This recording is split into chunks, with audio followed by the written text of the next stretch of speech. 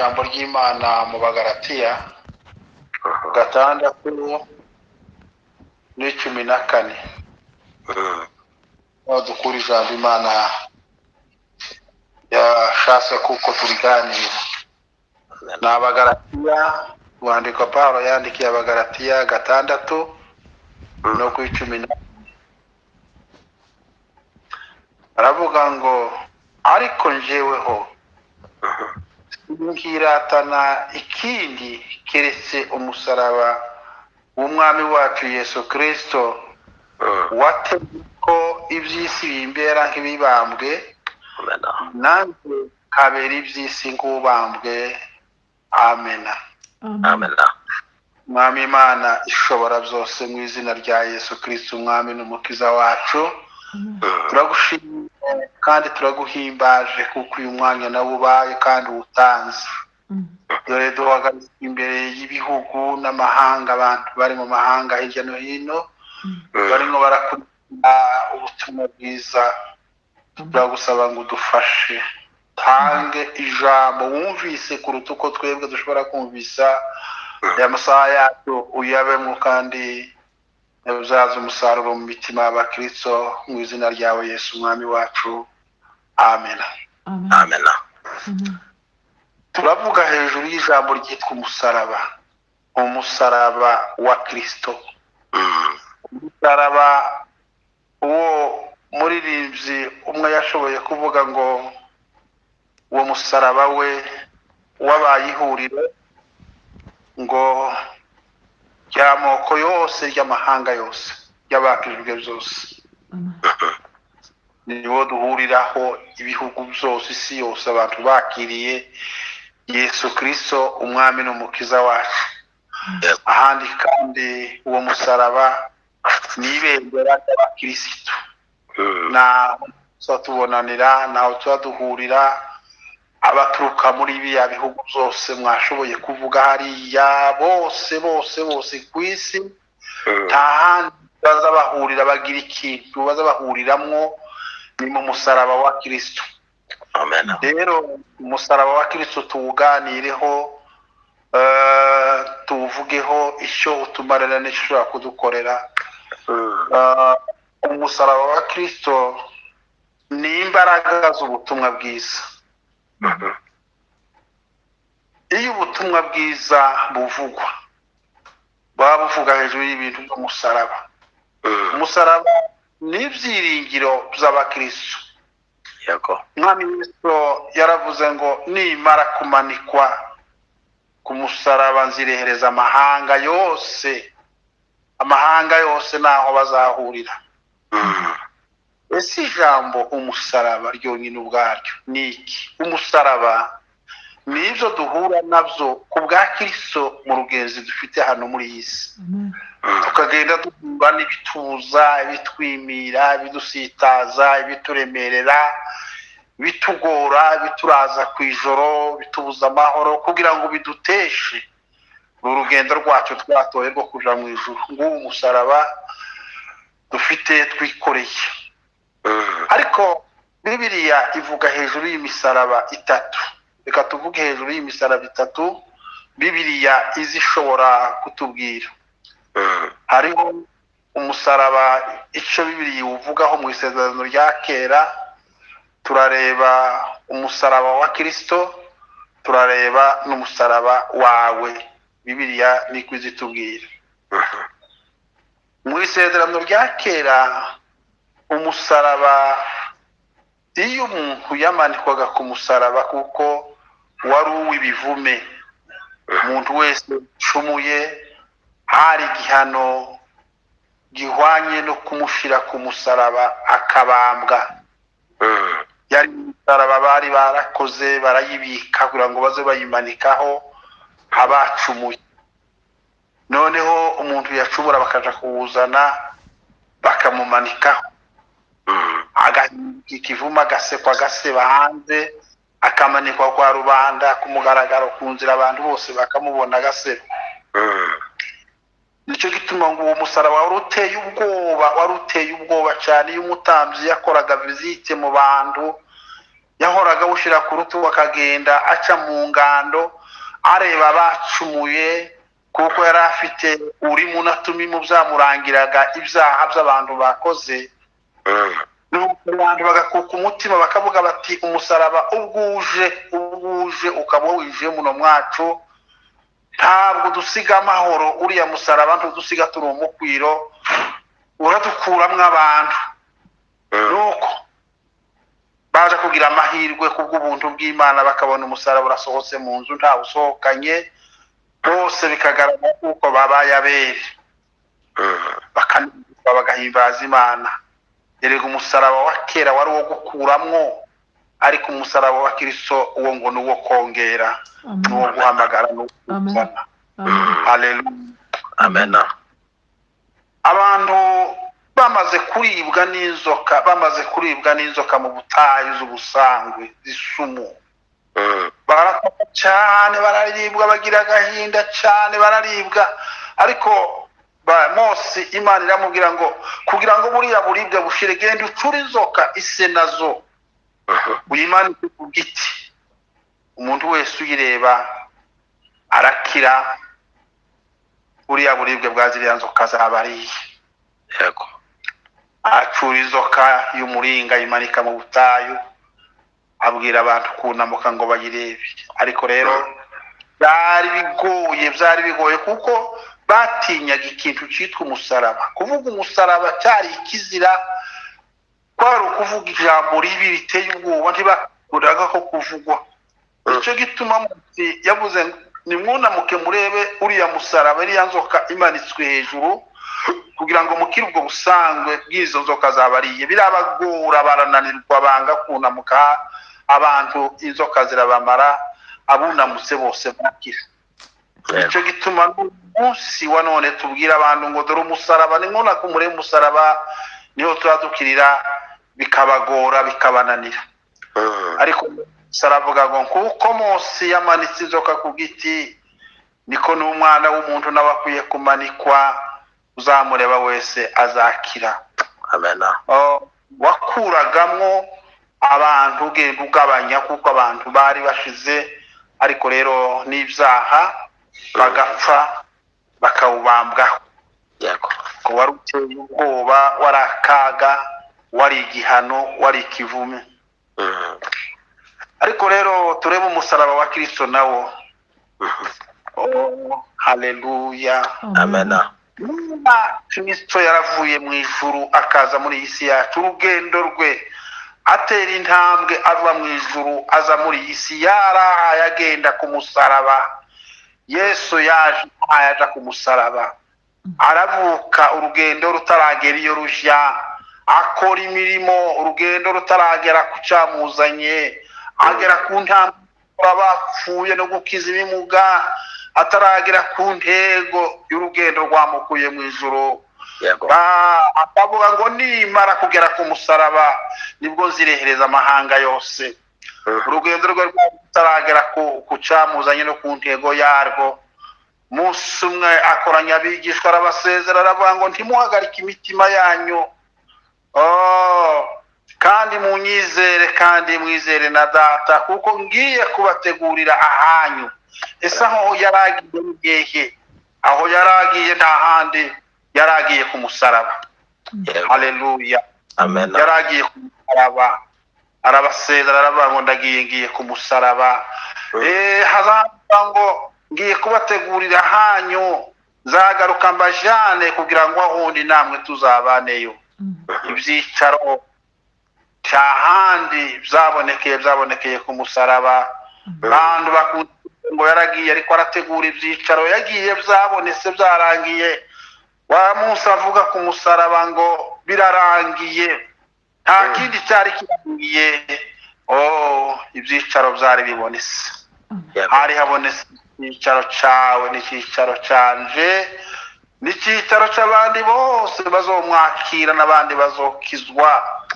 Abandi bose yabambiwe, yamenekeye amaraso, ibyicaro byabo zari bimaze kuboneka wa munsi ku musaraba niho yavuze rya jambo aravuga ngo birarangiye aracikana ati canzanye ndakibonye ico na cankuye mu ijuru kigezeho ararangiza asubira mu ijuru zaturirimba ngo yabambwe yarangije ibyo kuducungura aravuga ngo birarangiye tumushime no mukiza akiri hano mu isi Petero ntabwo yari yashoboye kumenya intego yamuzanye n'urugendo rwe rwamukuye mu ijuru yari kwaje tigeze abimenya nicyo gituma umwami Yesu iwe Petero abayuda bari barafashe ngo Yesu araje kubakura mu bubata bw'abaroma rimwe azicara ku ntebe ab'umwami mwibuke ko wa mugore yaje kumubwira ngo ndagusaba kimwe mwami Yesu abana ba umwe azakwicara iburyo undi azakwicara ibumoso mu gihe uzaba wimye ingoma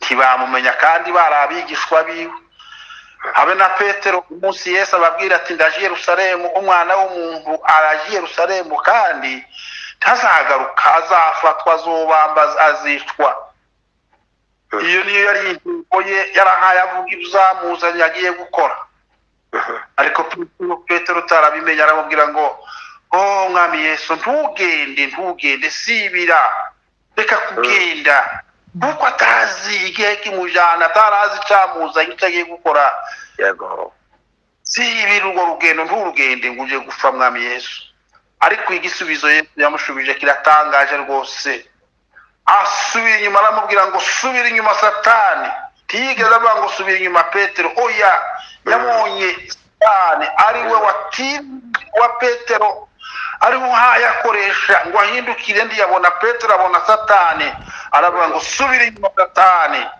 uwo ni umugambi iyo intego yazanye tubuze ibyahagarika Yesu yarahaje ku musaraba ndetse niyo mpamvu dusoma ijambo ry'Imana ritubwira ngo Yesu ari Getsemani ariko asenga umunsi baje kumufata Petero utarazi yahayaje n'ikibaye afata inkota ararwana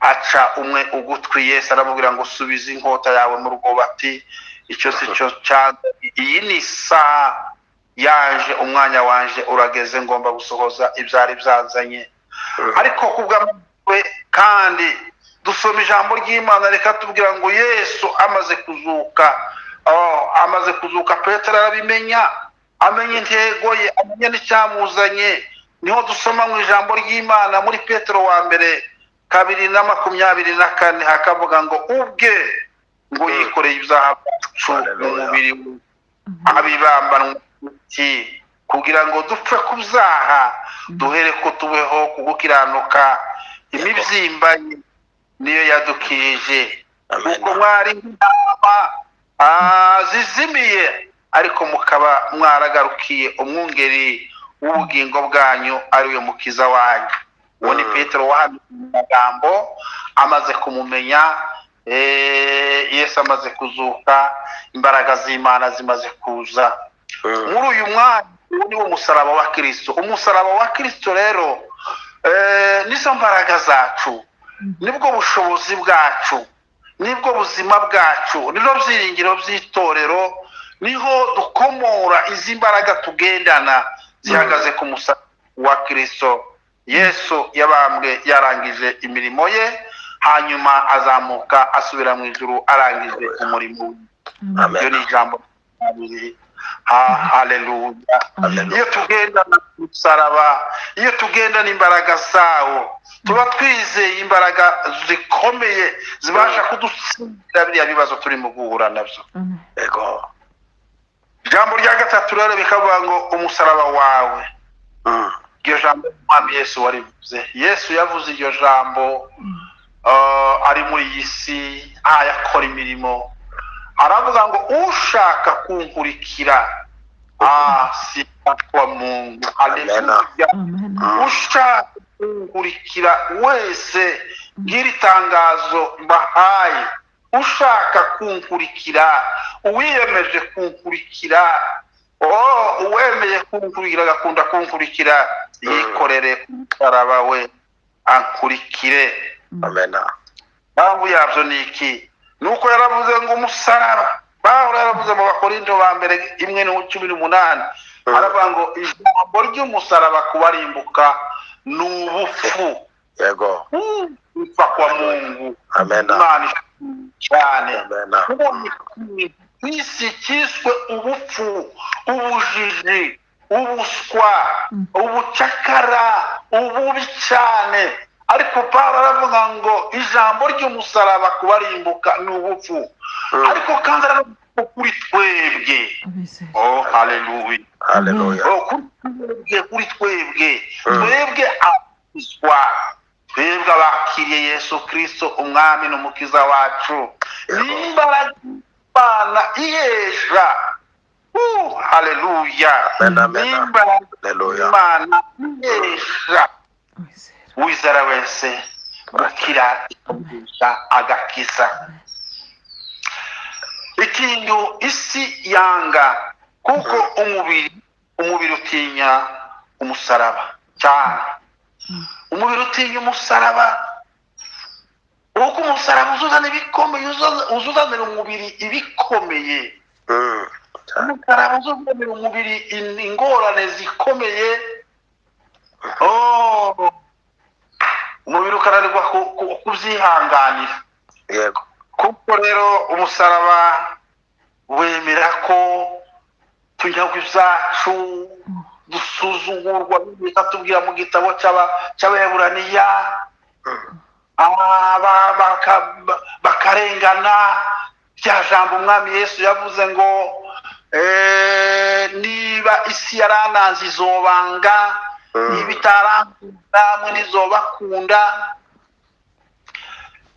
Kandi bikavuga ngo muzarenganywa, muzirukanwa mu midugudu, muzaba inzererezi mu isi, muzakorwa n'isoni, muzaseba kubera iri zina. Rero umubiri ugatinya umusaraba, kuko umusaraba uzuheza umubiri amategeko udashoboye. Umusaraba ukavuga ngo nibi inzira yo kuja mu ijuru niyi no kubabarira, no kwihangana, no kudasubiza, no kudakora iki. Umubiri ukabinanirwa, umubiri ntubishobore, umubiri ntubihanganire, umubiri ntumenye imbaraga zawo. Ariko rero ngiryo ibanga. Sifa kwa Mungu. Jambo ryumve neza. Niba ibanga riba mu bakristo riza rituma bihangana, abantu bakareba bakabona bihanganiye ibikomeye, bihanganiye byinshi, sinashobora kuvuga ngo mbisubiremo tubishobore. Ariko rero reba ibintu abakristo bihanganira, abakristo nyakuri bihanganira byinshi, bakihanganira ibikomeye byinshi. Abantu bo mu isi bikabayobera, ariko se biriya bintu ko bidashoboka, ni gute bari abantu babyihanganira, babyemera, bakabyakira, bakemererwa ibanga ririmo yuko hari indani hari ibanga ryitwa umusaraba.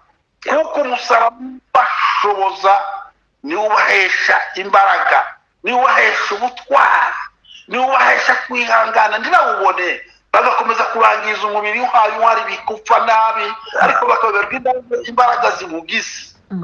Icyo gituma umwe yavuze ngo bazoruhuka umusaraba nta kabuza, bagabirwa igitumiza bageze imana.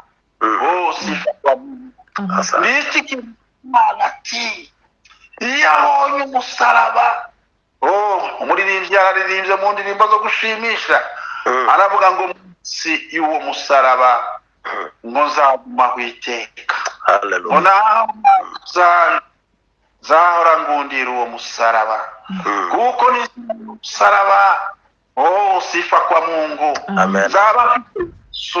Nzaba mfite byose, nzaba nabishyikiriye.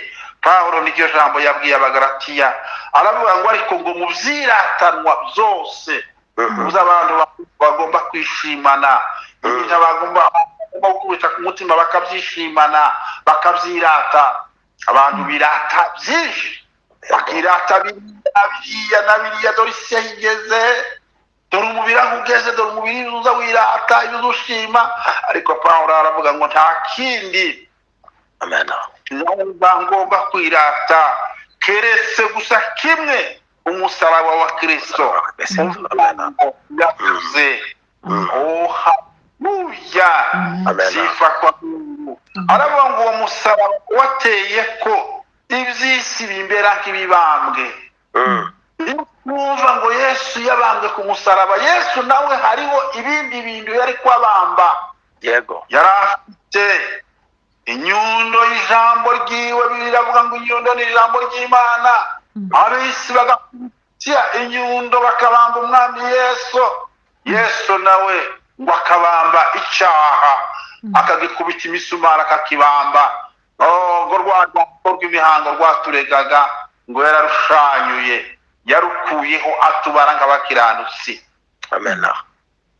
Ibintu byacu zose, imibabaro yacu yose Yesu akayikorera. Niyo mpamvu Pawulo iri jambo aravuga ngo iby'isi ngo bikambera nk'ibibambwe, ngo naje nk'isi nk'ubambwe. Niyo mpamvu umwami Yesu yabambye icyaha agiciraho urubanza. Turirimba ngo nta na rubanza hagati yacu, twarakijijwe n'umwami Imana.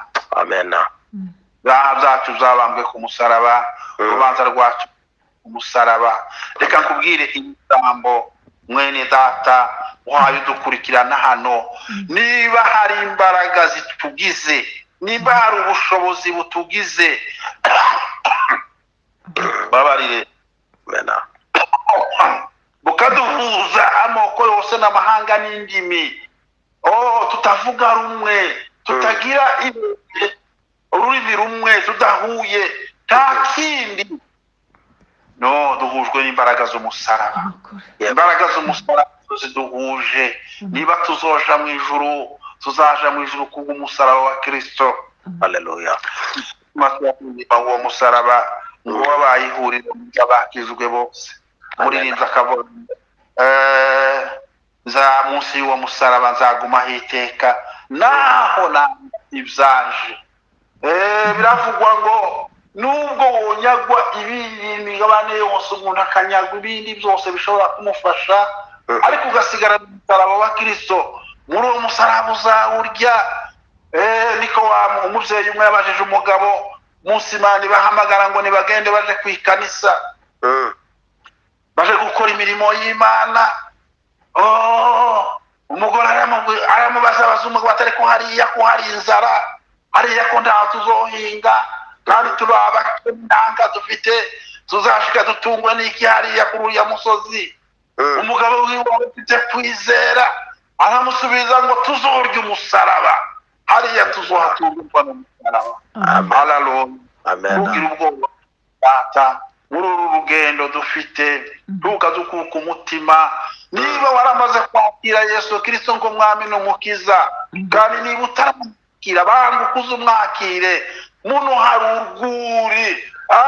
urwuri rwo kuduhaza, kandi hakabamwe n'ibibazo ngo z'ibibazo byacu ntuzoze ubona byakomeye, uze wegera umusaraba, ibintu byose bizaba bibonye umwanya wo gushiraho ukaruhuka.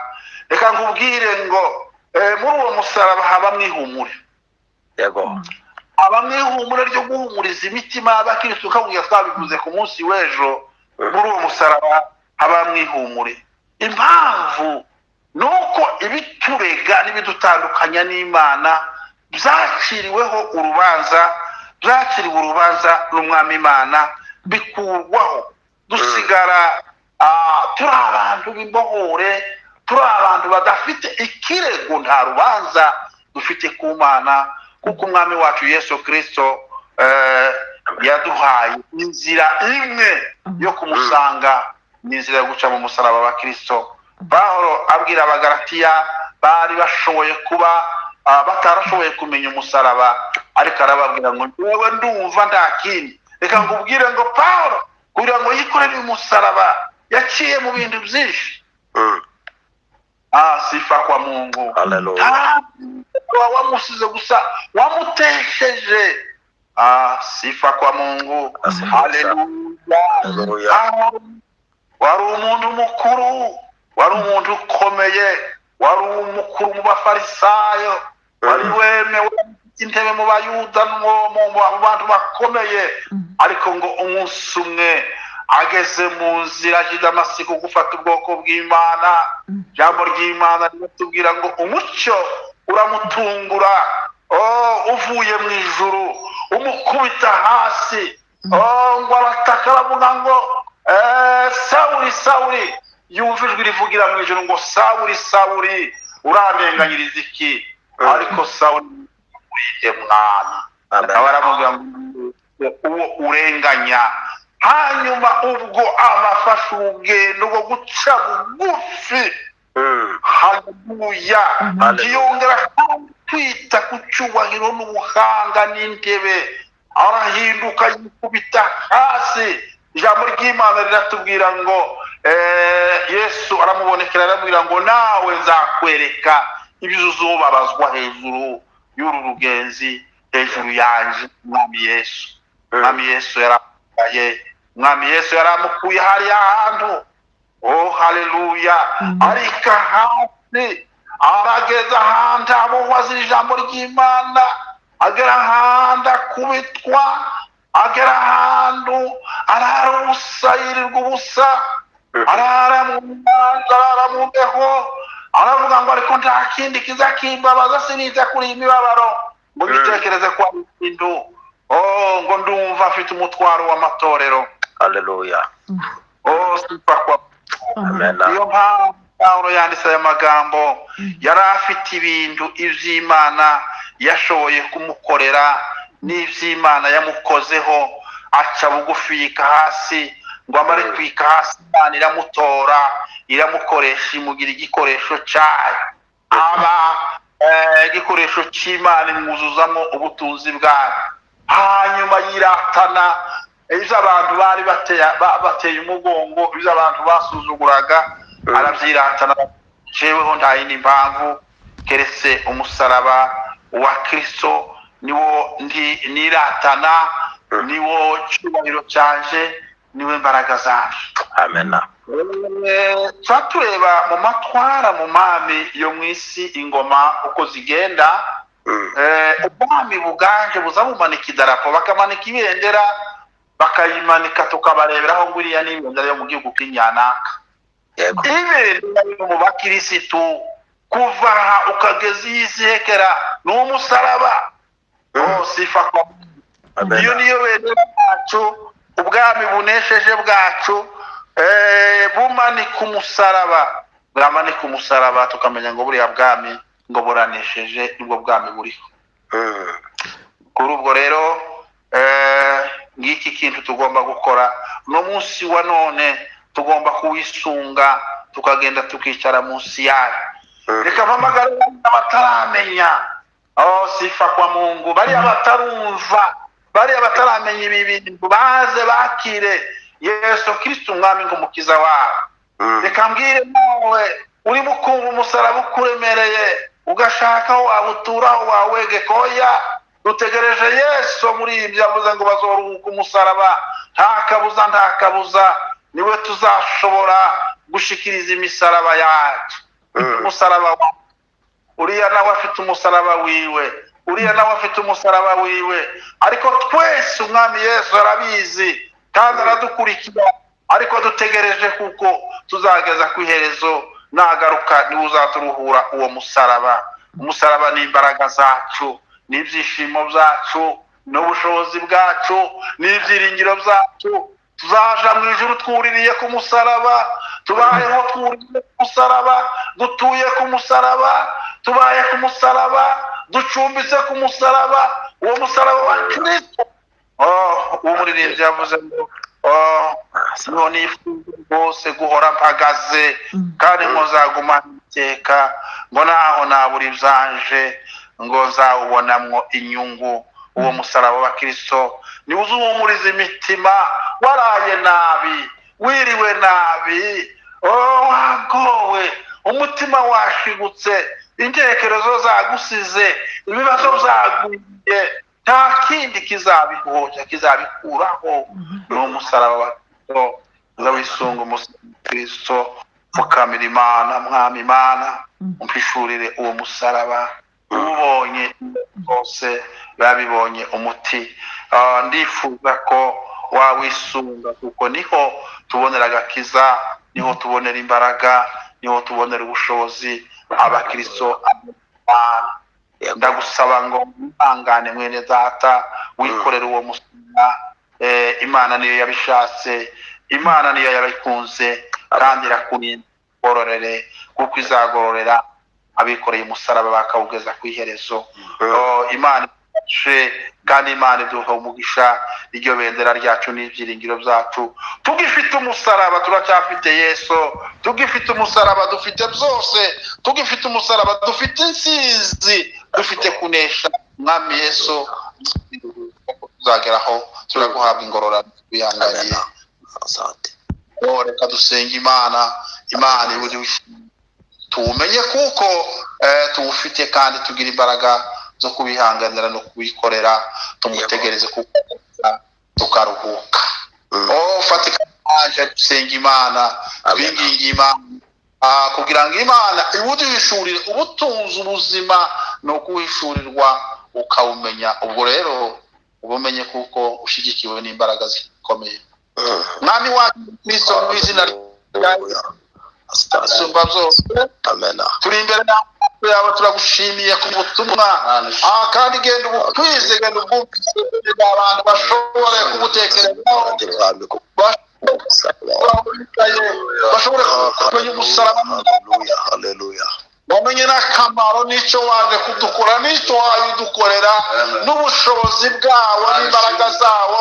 Kandi rero udutsindire ziriya mbaraga z'umubiri, tuje mu mbaraga z'umusaraba zo kudutsindira imbaraga za Satani. Bana n'uriya wese watwumvise, bana n'uriya wadukurikiye, bana na mwene data ushatse kumva afite intege nke, umusubize mu imbaraga kandi umukomeze muri byose. Usabye mu izina ryawe Yesu Mwami wacu. Zera tu musa